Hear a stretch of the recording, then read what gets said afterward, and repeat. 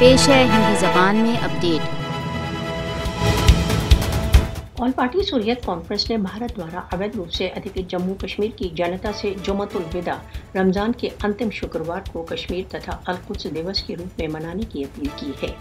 कश्मीर तथा अल-कुद्स दिवस विश्व को कश्मीर तथा फलस्तीन के अवैध अधिकरण को समाप्त करने के लिए स्मरण कराता है।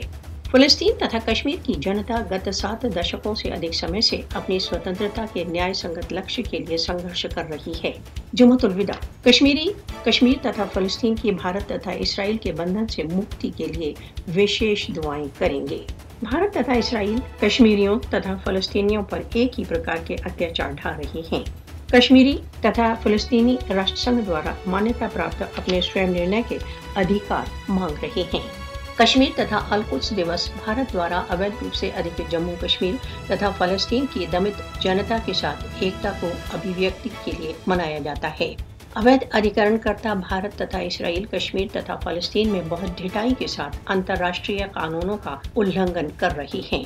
विश्व कश्मीर तथा फलस्तीन की दमित व अधिकृत जनता की मुक्ति के लिए आगे आने के लिए कर्तव्यबद्ध है।